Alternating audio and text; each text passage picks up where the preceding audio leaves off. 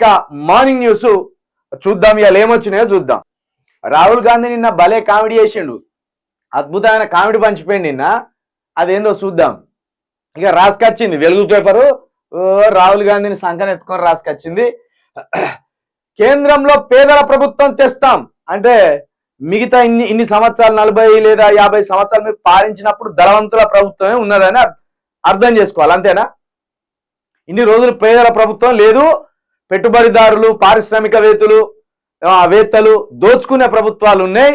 మా తాత కావచ్చు, ఎవరు వీళ్ళ తాత, వీళ్ళ ముత్తాత ఎవరు నెహ్రూ, వీళ్ళ ముత్తాత నెహ్రూ కావచ్చు, వీళ్ళ నాయనమ్మ ఇందిరాగాంధీ కావచ్చు, వీళ్ళ నాయన రాజీవ్ గాంధీ కావచ్చు, లేకపోతే వీళ్ళ అమ్మ కనుసైగలతోటి ప్రధానమంత్రిగా అయిన మన్మోహన్ సింగ్ కావచ్చు, వీళ్ళంతా దోపిడీదారులే, వీళ్ళ పేద ప్రజలను వీళ్ళు దోచుకున్న వాళ్ళే అని ఆయనకు సంబంధించి ఆయన భాగవతాన్ని ఆయన ఒప్పుకున్నారు రాహుల్ గాంధీ. మాది ఇన్ని రోజులు జలగల్లాగా పత్తి పీడిచ్చిన ప్రభుత్వం మాది, ఇప్పుడు నేను రాహుల్ గాంధీ రూపంలో పేదల ప్రభుత్వాన్ని తీసుకొస్తా అంటాను. ఇక నమ్మాలి మనం ఇది. కొంతమంది ధనికుల కోసమే మోడీ పనిచేస్తున్నారు. అయినైనా నువ్వైనా అదాని కోసము, అంబానీ కోసము, లేకపోతే ఇంకో విజయమాల్య కోసము, ఇంకో రామ్దేవ్ బాబా కోసము, ఇంకోని కోసం గాలి జనార్దన్ రెడ్డి కోసం, ఇలాంటి వాళ్ళ కోసమే పనిచేస్తాను. మీరు పేదల కోసము కాంగ్రెస్ పార్టీ బీజేపీ పార్టీ పనిచేసిందంటే అది నవ్వుకోవాలి. కాసేపు మనం జబర్దస్త్ కిట్ను చూసి నవ్వుకున్నట్టు నవ్వుకోవాలి. కాంగ్రెస్ పవర్లోకి వస్తే దేశమంతా కులగణన, రిజర్వేషన్ల పెంపు. ఈ రిజర్వేషన్ల పెంపు కోసమో లేకపోతే కులగణన కోసమో కాదు మాకు కావాల్సింది, జాబుల కోసం కావాలి. మంత్రివర్గంలో మా ఎస్సీలు, బీసీలు, ఎస్టీలు ఎంతమంది ఉన్నారో కావాలి. ఈ 29 రాష్ట్రాలకు ఎంతమంది ఎస్సీలను, ఎంతమంది బీసీలను, ఎంతమంది ఎస్టీలను మంత్రులుగా, ముఖ్యమంత్రులుగా చేసినలో కావాలి. ఈ అక్కర్రాని కులగణన, ఈ అక్కర్రాని రిజర్వేషన్లు, ఈ రిజర్వేషన్లు దేనికి అక్కరకండి? అసలు ఉద్యోగ నోటిఫికేషన్లే లేనప్పుడు రిజర్వేషన్లు దేనికి వాడుకోవాలి మేము? ఇప్పుడు మీరు 5 నెలలు అవుతుంది రాష్ట్రంలో కాంగ్రెస్ ప్రభుత్వం ఏర్పడి, 2 లక్షల జాబులు అన్నారు మీరు. 5 నెలల కంచెలు 10,000 జాబులు కూడా ఇవ్వకపోగా పైగా 30,000 జాబులు వేసినామని మీ గుంపు మేస్త్రి గారు రోజు డప్పు కొట్టుకుంటూ తిరుగుతాడు తెలంగాణ మొత్తం. మరి మీరు ఉద్యోగాలే అయినప్పుడు ఈ రిజర్వేషన్లు ఏం చేసుకోవాలి మేము? ఇక కులగణన అంటాను.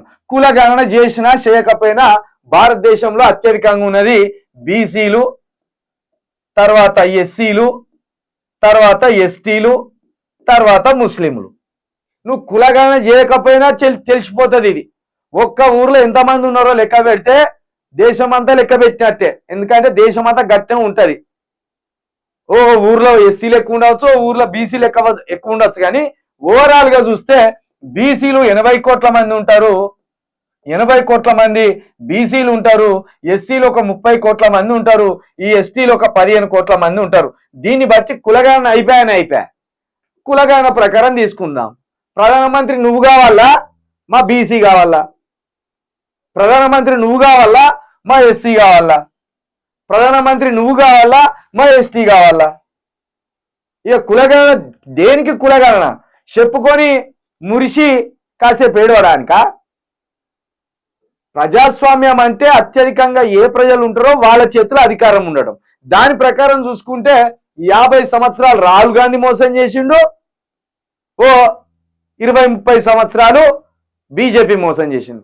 కాబట్టి వీళ్ళు వచ్చినా వాళ్ళు వచ్చినా మనకు ఒరిగేది ఏం లేదు. వీళ్ళు చెప్పేది అన్ని సినిమా డైలాగులు, అవి నెరవేర్చబడవు. కాకపోతే ఏదో ఒక రాయి మనం మెడకేసుకోవాలి కాబట్టి ప్రజలు వేసుకుంటాం అంతే. రైతులందరికీ రుణమాఫీ, పేదింటికి మహిళకు ఏటా 1,00,000 రూపాయలు ఇచ్చింది. ఆల్రెడీ జరిగినట్టే రాసుకొచ్చిండు వెలుగు పేపర్ వాడు. ఇచ్చిండ్లు జరిగిందన్నట్టే రాసుకొచ్చిండు. నిరుద్యోగులకు ఏడాది పాటు ఉద్యోగ శిక్షణ, 1,00,000 సాయం చేస్తామని చెప్పుర్రి, ఇచ్చినట్టు రాసుకొచ్చిండ్రు దరిద్రులారా. రాజ్యాంగాన్ని ధ్వంసం చేసేందుకు BJP RSS plan. BJP genes మీయేనా, ఆర్ఎస్ఎస్ జీన్స్ కాంగ్రెస్ ఏనా? ఆర్ఎస్ఎస్ జీన్స్ కావచ్చు, లేకపోతే బీజేపీ జీన్స్ కావచ్చు, కాంగ్రెస్ నుండి వచ్చినాయనే. కొత్తగా అదెక్కడైనా పుట్టుకొచ్చిందా? మీ దగ్గర ట్రైనింగ్ తీసుకొని వాళ్ళు బయటకు వచ్చి కొత్త పార్టీ పెట్టుకున్నారు, కొత్త దుకాణం పెట్టుకున్నారు. ధనికులకు 16 లక్షల కోట్లు మాఫీ చేసిన మోదీ. వాళ్ళు 16 లక్షలు చేసిండ్రు, మీరు అంతకుముందు మీరు కూడా కొన్ని లక్షల కోట్లు మీరు కూడా చేసిండ్రు. పేదలకు ఎందుకు రుణమాఫీ చేయలే? రిజర్వేషన్లు ఎత్తేసేందుకు బీజేపీ కుట్ర. ఎస్సీ ఎస్టీ బీసీలు అప్రమత్తంగా ఉండాలని సూచన. నిర్మల్ గద్వాల జిల్లా ఎర్రవెల్లి చౌరస్తలో జనజాతర సభలో ప్రసంగం. దయచేసి కాంగ్రెస్ లో ఉన్న కార్యకర్తలు ఈ రిజర్వేషన్లకు పడిపోకుర్రా. అంటే అట్లాని మళ్ళీ బీజేపీ కోట్లేదు మీరు. దయచేసి ప్రాంతీయ పార్టీలో కోట్లేసుకుంటా పోర్రి. మూడో కూటమి ఏర్పడుతుంది. మూడో కూటమి ఏర్పడ్డప్పుడు ఈయన తాత కథలు నడవాయి, అదేవిధంగా మోడీ తాత కథలు నడవాయి. వీళ్ళిద్దరికి ఎందుకు ఇవ్వాలి అధికారం? మనం బీజేపీ కాకపోతే కాంగ్రెస్, కాంగ్రెస్ కాకపోతే బీజేపీకి మార్చి ఎందుకు ఇవ్వాలి వీళ్ళకి అధికారం 78 సంవత్సరాలుగా? కాబట్టి మీరు ప్రాంతీయ పార్టీలకే ఓట్లేయ్యి. ప్రాంతీయ పార్టీలకు ఓట్లేస్తే వీళ్ళ జుట్టు మన చేతిలో ఉంటది. చలో మాకు ఈరా, మాకు మెడికల్ కాలేజీలు ఇయ్యి, మాకు హాస్పిటల్స్ ఇయ్యి, మాకు విద్యాలయాలు ఇయ్యి, మాకు ప్రభుత్వ యూనివర్సిటీలు ఇయ్యి.